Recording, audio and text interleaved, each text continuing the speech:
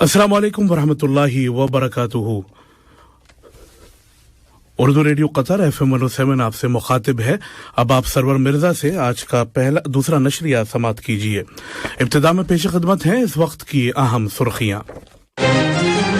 मीर शेख तमीम बिन हमद अल सानी ने अल्बानिया और मोरितानिया के सुदूर को उनके ममालिक की आज़ादी की सालगिरह के मौके पर मुबारकबाद के बरक़ी पैगामात रवाना किए हैं। आज सुबह शूरा काउंसिल का हफ्तावार बाकायदा इजलास मुनक्किद हुआ। नायब वज़ीर आज़म और वज़ीर ख़ारजा से अमरीकी सेनेट की ख़ारजा ताल्लुकात की कमेटी के चेयरमैन ने मुलाकात की। ईरान की वज़ारत ख़ारजा ने आज तेहरान में जर्मनी के सफ़ीर को तलब करके उन्हें एक एहतजाजी मुरासला दिया। ये थी कुछ अहम खबरों की सुर्खियां और अब पेश खिदमत है उर्दू रेडियो कतर FM 107 से आज का दूसरा मुफस्सल नशरिया। बिस्मिल्लाहिर्रहमानिर्रहीम। साबिक़ अमीर शेख तमीम बिन हमद अल सानी ने अल्बानिया के सदर बाजराम बेगाज को आज उनके मुल्क के यौम आज़ादी की सालगिरह के मौके पर मुबारकबाद का बरक़ी पैगाम इरसाल किया है। नायब अमीर शेख अब्दुल्ला बिन हमद अल सानी ने भी इस मौके की मुनासबत से अल्बानिया के सदर के नाम मुबारकबाद का बरक़ी पैगाम रवाना किया है। साबिक़ अमीर शेख तमीम बिन हमद अल सानी ने मोरितानिया के सदर जनाब मोहम्मद वल्द शेख मोहम्मद अल गज़नी को उनके मुल्क के यौम आज़ादी की सालगिरह के मौके पर मुबारकबाद का बरक़ी पैगाम रवाना किया है। नायब अमीर शेख अब्दुल्ला बिन हमद अल सानी ने भी इस मौके की मुनासबत से मोरितानिया के सदर के नाम मुबारकबाद का बरक़ी पैगाम इरसाल किया है। वज़ीर आज़म और वज़ीर दाखिला शेख खालिद बिन खलीफा बिन अब्दुल अज़ीज़ अल सानी ने मोरितानिया के वज़ीर आज़म जनाब मोहम्मद वालिद बिलाल मसूद और अल्बानिया के वज़ीर आज़म जनाब एडी रामा को उनके ममालिक के यौम आज़ादी की सालगिरह के मौके पर मुबारकबाद के बरक़ी पैगामात इरसाल किए हैं।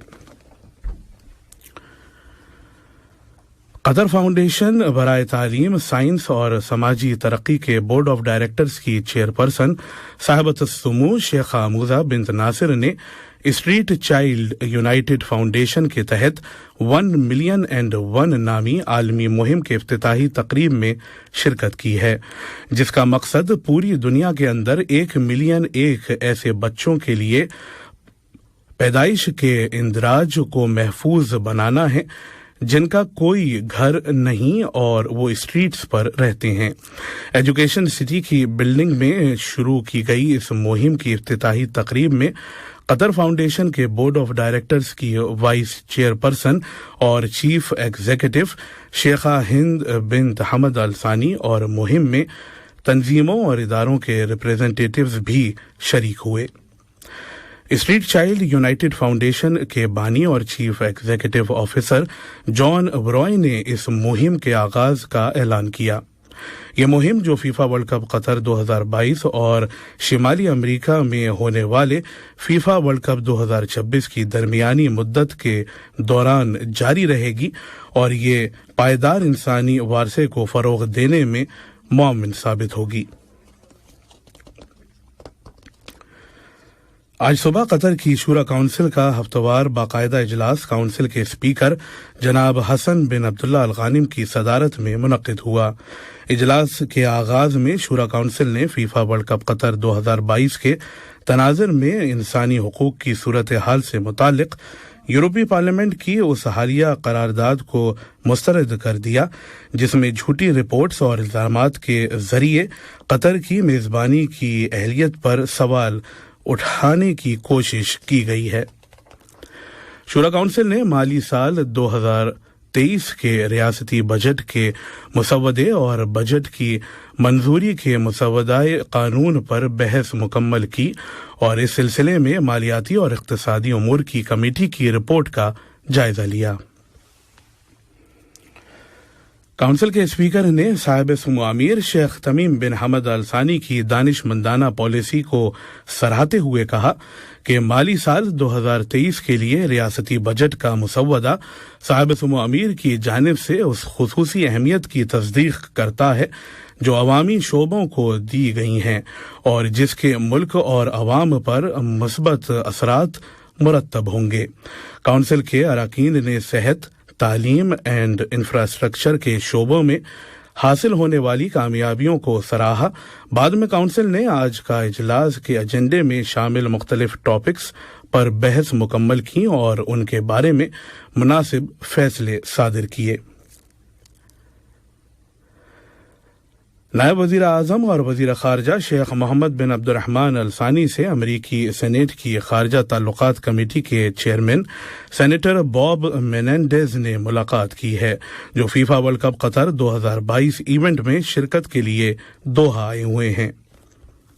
ملاقات کے دوران دو طرفہ تعاون کے تعلقات اور تمام شعبوں میں ان تعلقات کو فروغ دینے کے امور کے بارے میں تبادلہ خیال کیا گیا۔ اس کے علاوہ باہمی دلچسپی کے علاقائی اور بین الاقوامی معاملات، خاص طور پر افغانستان، لبنان اور لیبیا کی موجودہ صورتحال بھی زیر بحث آئی۔ یہ خبریں آپ اردو ریڈیو قطر FM 107 سے سن رہے ہیں۔ برازیل کے عوام نمائندگان کے صدر آرتھر سیزر نے فیفا ورلڈ کپ قطر 2022 کے شاندار اور غیر معمولی انتظام اور ملک کے اندر جدید ترین اور اعلیٰ درجے کے انفراسٹرکچر کی تعمیر کی تعریف کی ہے، جو فیفا جیسے گلوبل اسپورٹنگ ایونٹس کی کامیابی میں معاون ہے۔ قطر نیوز ایجنسی کو دیے گئے ایک خصوصی انٹرویو میں انہوں نے کہا کہ ریاست قطر ایک اعلیٰ درجے کی انفراسٹرکچر تعمیر کرنے میں کامیاب رہی ہے اور اس میں فیفا ورلڈ کپ قطر 2022 سمیت گلوبل اسپورٹنگ ایونٹس کو آرگنائز اور میزبانی کرنے کی شاندار صلاحیت کا مظاہرہ کیا گیا ہے۔ آرتھر سیزر نے، جو اس وقت قطر کے دورے پر ہیں، کہا ہے کہ فٹ بال کا کھیل اور دیگر اسپورٹس عام طور پر لوگوں اور ممالک کو ایک دوسرے کے قریب لانے کا ذریعہ ہیں اور یہ قوموں اور ثقافتوں کے اتحاد کے لیے اہم رول ادا کرتے ہیں۔ انہوں نے اس یقین کا بھی اظہار کیا کہ فیفا ورلڈ کپ قطر 2022 سے دنیا کے لوگوں کے درمیان ہم آہنگی اور دوستی جیسے انسانی مقاصد کا حصول ممکن ہوگا۔ جمہوریہ کوسٹاریکا کی سیکنڈ وائس پریزیڈنٹ اور وزیر کھیل میری اینگر ملر نے بھی فیفا ورلڈ کپ قطر 2022 کے لیے قطر کی جانب سے غیر معمولی انتظامات کی تعریف کی ہے اور انہیں انتہائی خوبصورت اور شاندار قرار دیا ہے۔ قطر نیوز ایجنسی کو دیے گئے ایک خصوصی انٹرویو میں انہوں نے کہا کہ فیفا ورلڈ کپ قطر 2022 نے قطر کی سرزمین پر مختلف سویلائزیشنز اور کلچرز کے ملاپ اور اس کے ساتھ ہی قطر کی تہذیب اور ثقافت کے بارے میں جانکاری کو ممکن بنایا ہے۔ اس کے علاوہ یہاں کے فن تعمیر، روایتی لباس اور خوراک، جدید انفراسٹرکچر، لوگوں کی مہمان نوازی اور ثقافت اور دوسروں کے لیے احترام جیسی صفت کے بارے میں معلومات حاصل کرنے میں مدد ملی ہے۔ ایران کی وزارت خارجہ نے آج تہران میں جرمنی کے سفیر کو طلب کر کے انہیں ایران کے معاملات میں جرمنی کی دخل اندازی کے خلاف احتجاجی مراسلہ دیا۔ ایران کی نیوز ایجنسی ایرنا کی رپورٹ کے مطابق ایران میں حالیہ واقعات کے حوالے سے جرمنی کی جانب سے جنیوا میں اقوام متحدہ کی انسانی حقوق کی کونسل کے خصوصی اجلاس کے پس منظر میں جرمنی کے سفیر کو طلب کر کے انہیں آگاہ کیا کہ انسانی حقوق کی کونسل کے خصوصی اجلاس کی جانب سے جاری کردہ فیصلہ غلط ہے اور یہ بنیادی طور پر ناقابل قبول ہے۔ یہودی آباد کاروں نے آج مسجد اقصی کے مغربی دروازے سے مسجد کے صحنوں میں داخل ہو کر اشتعال انگیزی کا مظاہرہ کیا۔ فلسطینی نیوز ایجنسی وفا کی رپورٹ کے مطابق درجنوں یہودی آبادکاروں نے قابض اسرائیلی فوج کی حفاظت میں مسجد کے اندر اپنی مذہبی رسومات ادا کیں۔ اسرائیلی فوج نے نمازیوں کو مسجد میں داخل ہونے سے روکے رکھا اور کچھ افراد کو گرفتار بھی کر لیا۔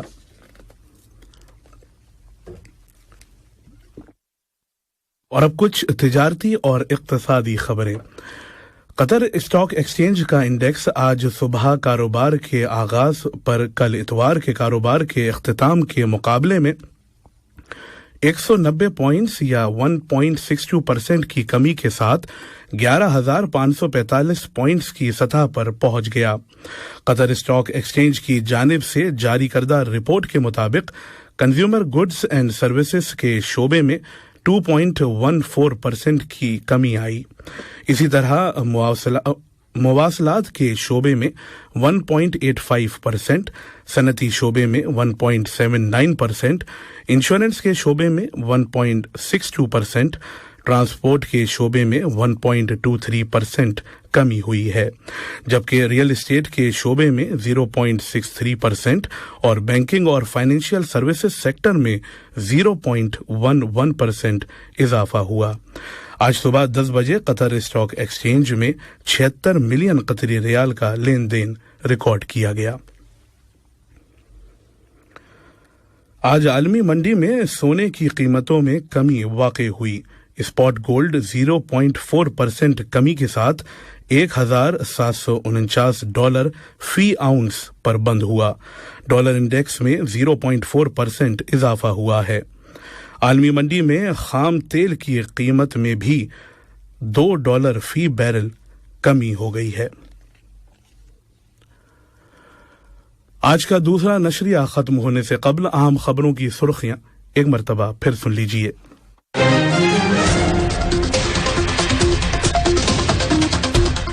صاحب سمو امیر شیخ تمیم بن حمد آل ثانی نے البانیہ اور موریتانیہ کے صدور کو ان کے ممالک کی آزادی کی سالگرہ کے موقع پر مبارکباد کے برقی پیغامات روانہ کیے ہیں۔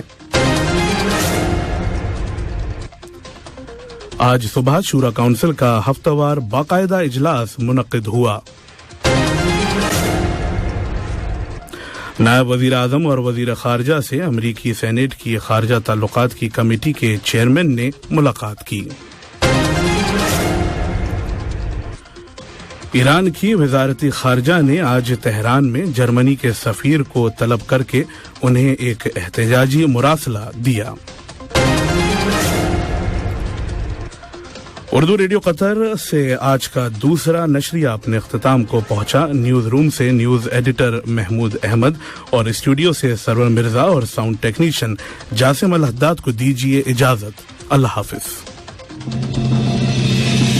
ہمارا اگلا بلیٹن صبح 9 بجے پیش کیا جائے گا۔ سنتے رہیے FM 107